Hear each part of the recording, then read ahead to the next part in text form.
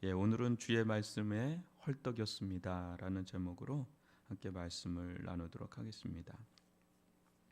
계속해서 우리가 시편 119편을 살펴보면서 다윗의 말씀을 향한 애정, 또 열정, 또 열망, 또 갈망, 또 다양한 이 말씀의 어떤 효과, 유익에 대해서 우리가 살펴보고 있는데요.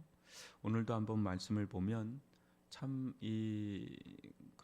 마치 다윗의 영혼을 해부하는 듯한 그런 모습을 보게 되는데, 얼마나 조목조목 그가 하나님의 말씀과 연결되어 있는지, 표현하고 있는지 한번 우리가 보게 됩니다. 129절 또 130절 보면, 주의 증거들은 놀라움으로 내 영혼이 이를 지키나이다. 주의 말씀을 열면 빛이 비추어 우둔한 사람들을 깨닫게 하나이다. 주의 증거들은 놀라움으로 내 영혼이 이를 지키나이다. 이 다윗은 그런 겁니다. 주의 말씀들을 이렇게 보면 볼수록 거기서 깜짝깜짝 놀라는 거죠. 하나님의 말씀의 그 지혜, 또 그 말씀이 결국은 그 말씀대로 되어지는구나.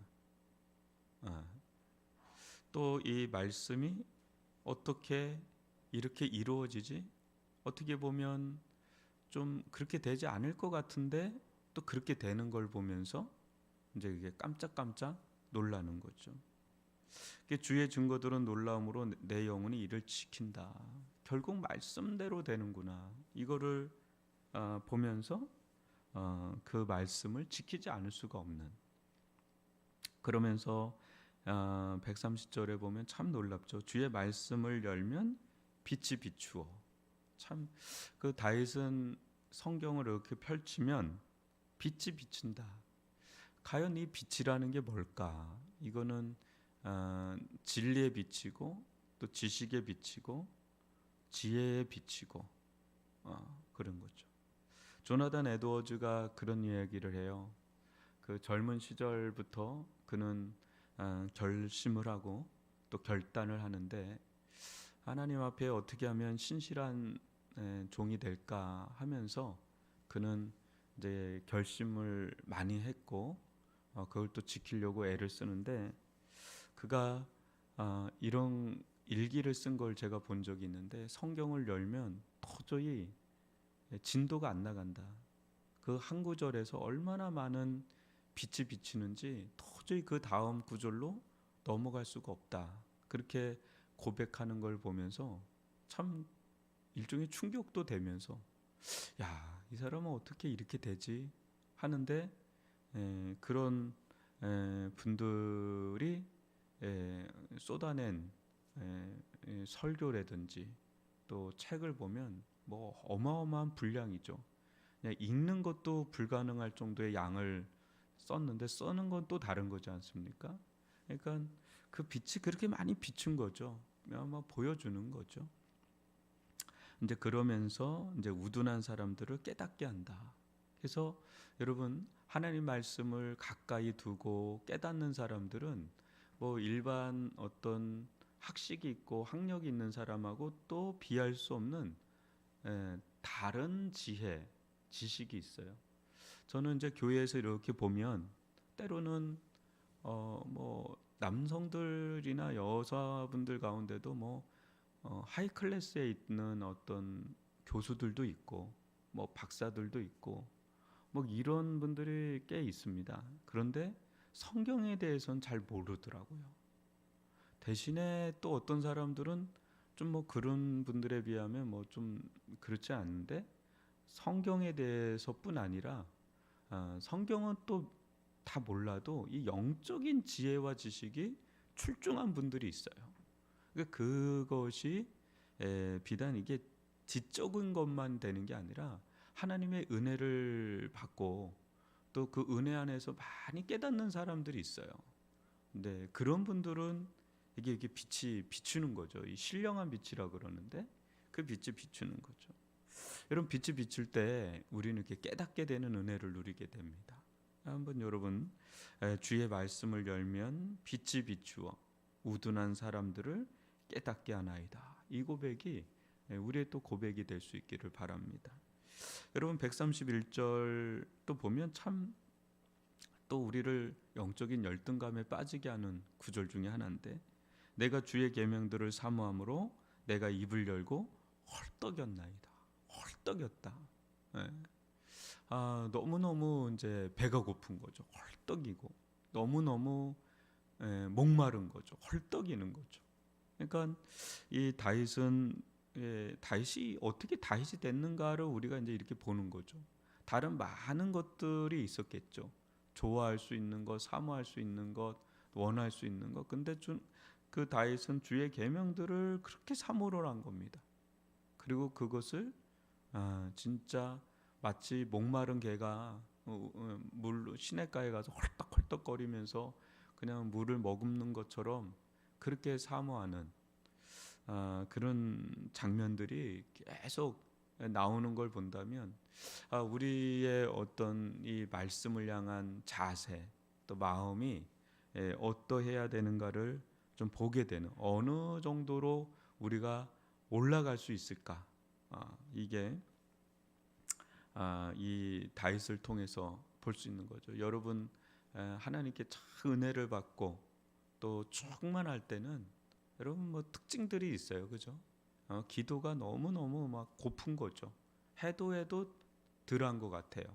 뭐 흡족하게 한 것 같은데 뭔가 부족한 느낌이 들고, 말씀도 그렇게 받는데도 또 부족한 것 같고.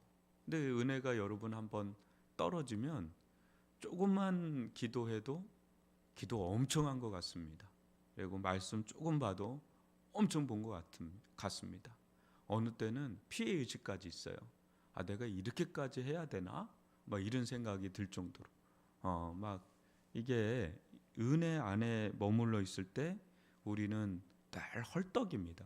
그만 헐떡여도 될 것 같은데 그렇게 많이 하는 것 같은데도 뭔가 부족할 정도의 느낌을 받는.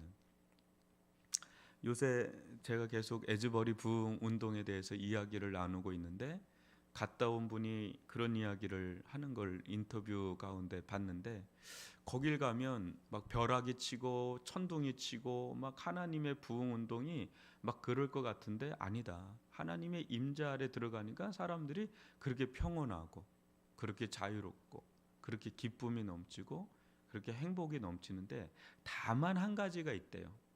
Hunger of God, 하나님을 향한 헝거, 이 굶주림, 갈급함, 갈망, 이거는 또 엄청나게 일어난다는 거죠. 그게 부흥의 증거라고 이렇게 보더라고요. 우리는 막 불덩어리 떨어져서 막 청둔 번개 치고 막 이럴 것 같은데 굉장히 잔잔한데 그 헝거, 하나님을 향한 굶주림에 대한 이 마음은 엄청나게 강렬해지는. 그러니까 막 그 앞에 엎드려서 사모하고 그 임재를 더 찬양하면서 그 앞에서 자유롭게 찬양을 하고 또 서로를 돌아봐주고 위로해주고 그런 잔잔한 그런 거대한 어떤 물결이 흘러가는 듯한 느낌이 있더라는 거죠. 이게 우리들 가운데 이 헐떡임이라는 거, 우리가 뭐에 헐떡이고 있는지 한번 생각해 보면 좋을 대목이고요. 주의 이름을 사랑하는 자들에게 베푸시던 대로 내게 돌이키사 내게 은혜를 베푸소서. 이것도 기도죠. 내게 돌이키사 내게 은혜를 베푸소서. 우리 늘 기도의 제목이 되어져야 될 것들입니다. 133절, 134절도 보면 나의 발걸음을 주의 말씀에 굳게 세우시고 어떤 죄악도 나를 주장하지, 지배하지 못하게 해달라고 기도를 하면서 사람의 박해에서 나를 구원하소서. 그리하시면 내가 주의 법도들을 지키리다. 두 가지죠. 죄악이 나를 속박하지 못하도록, 또 사람이 나를 속박하지 못하도록 구원해달라고 이렇게 기도하는. 그러니까 내적으로 외적으로 여러분 우리는 그 누구의 속박을 당할 자들이 아닙니다. 우리는 이 자체로 우리의 주체적으로 살아야 되죠. 다만 하나님만이 공식적으로 우리의 주인이 될 수 있는 유일하신 분입니다. 나도 내가 주인이 아니고 남이 나를 어떻게 지배할 수가 없고, 심지어 내 안에 있는 죄도 나를 지배할 수가 없습니다. 나를 지배할 수 있는 분은 오직 하나님이시고, 하나님은 은혜로 나를 지배하거든요. 우리를 그 속에서 우리는 우리답게 살아갈 수가 있는 겁니다. 나답게 살아갈 수가 있는 겁니다. 어디에 휘둘리지 않고, 어디에 지배를 당하지 않고, 어디에 끌려다니지 않고 나답게 살아갈 수 있는 길은 진리 안에서 나답게 살아갈 수 있거든요. 그래서 진리를 알지니 진리가 너희를 자유케 하리라. 하나님께 속박당했는데도 불구하고 자유해요. 성령에 속박당하는데 자유해요. 은혜에 속박당하는데 자유하고 나답게 살아가요. 왜? 인격적으로 대해주니까. 그러나 사람들의 어떤 박해, 어떤 내 안의 죄는 나를 위하는 것 같고 나를 내 마음대로 사는 것 같은데 결국은 거기 지배당하잖아요. 요즘 마약 중독이 많아요. 그 마약을 하는 주체는 누굽니까? 자기라고 생각하거든요. 그 자기 자유라고 생각하는데 우리는 그 사람을 절대 자유자라고 보지 않잖아요. 우리 믿는 사람이든 믿지 않는 사람이든 다 중독자라고 보잖아요. 그죠? 게임하는 사람도 마찬가지예요. 술을 많이 먹는 사람도 마찬가지입니다. 그 사람들은 다 자기가 주체적으로 산다고 생각하는데 일반적인 사람들도 그렇고 성경에서 보면도 그렇고 우린 다 그 사람들을 그냥 중독자라고 봅니다. 중독자라는 건 뭐예요? 뭐에 지배당하고 있다는 거죠. 뭐에 이렇게 끌려다니고 있다라는 거 아닙니까? 그러니까 여러분, 우리가 나답게 살아갈 수 있는 길은 하나님 안에 머무는 거예요. 하나님만이 우리를 지배할 수 있는 유일한 주인이십니다. 근데 하나님 안에 머물면 되게 억압받는 것 같고 막 되게 내 자유가 없는 것 같은데 안 그래요. 진짜 우리를 얽어매는 건 내 안에 있는 죄악이거든요. 근데 그 죄로부터 점점 벗어나면 엄청 자유함이 오는 거죠. 사람으로부터 자유하는 것도 얼마나 큰 자유입니까? 그렇죠? 가스라이팅 엄청 강력하잖아요. 거기에서 자유한다는 건 엄청난 자유죠. 하나님만이 나의 지배자입니다. 이게 되게 억압된 것 같지만요. 이거야말로 가장 휘둘리지 않는 길입니다.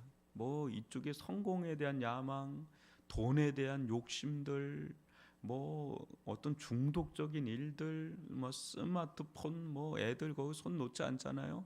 그거 다 알고 보면 그 지배당하고 있는 거거든요. 그거 빼앗으면 애들도 난리가 납니다. 막 화를 내고 막 견디질 못합니다. 그게 속박당했다는 증거 아니겠습니까?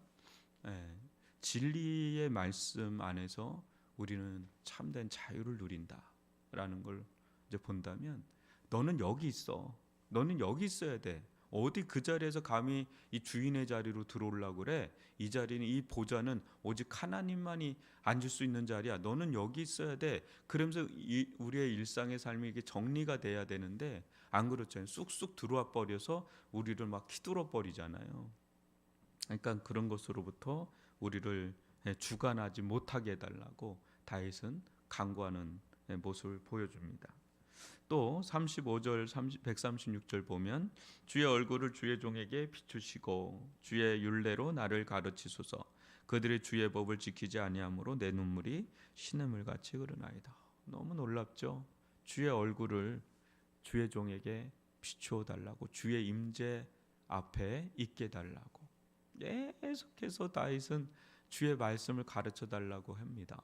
그러면서 그 말씀이 자기 안에 충만히 찰 때 눈물이 흐르는데, 어떤 눈물이냐면 이제 타인을 향한 눈물이에요. 하나님의 말씀이 너무 좋고 이게 진리인데 이걸 지키지 아니하는 사람들을 보면 확 눈물이 흐르는데 이게 시냇물 같이 흐르는, 저는 이게 다윗의 이런 모습 보면 엄청 열등감을 느낍니다. 이게 목사의 마음이어야 될 텐데, 이게 말씀을 증거하면서 나도 그렇고 또 그렇지 못한 성도들을 볼 때 막 시냇물 같은 눈물이 내 안에 흘러야 되는데, 다윗을 보면 참 이게 진짜 우리가 가야 될 길이다라는 것을 보게 되는 거죠. 다윗의 기쁨이 있는데 동시에 또 눈물도 있는 사람. 야, 이게 어떻게 공존할 수 있을까? 공존한다는 거죠. 예수님 안에 분명히 기쁨이 있지만 예수님도 예루살렘 성을 향해서 눈물 흘리시거든요. 네. 주의 법을 지키지 아니하는 자들을 향한 그 애타는 눈물, 그 자기가 그 은혜의 간격이 있기 때문에 그걸 누리지 못하는 자들을 향해서 그 애잔한 마음, 이 너무너무 좋은 복음을 알지 못하는 사람들을 향한 그 흐르는 눈물, 그것이 우리의 또 기도가 되고 우리의 삶이 되는, 이게 이제 살아있는 증거죠. 여러분, 오늘 주의 말씀을 향한 다윗의 영성을 보면서 또 우리를 또 보게 되었는데요. 주의 말씀에 헐떡이고 주의 말씀 안에서 또 눈물이 또 일어나는, 또 주의 빛으로 계속해서 그 영혼이 빛을 받는 그 은혜, 하나님 이런 은혜 우리에게도 전달해 주십시오. 우리에게도 베풀어 주십시오. 이렇게 기도하는 하루가 되어지기를 바랍니다. 우리 이 시간 들은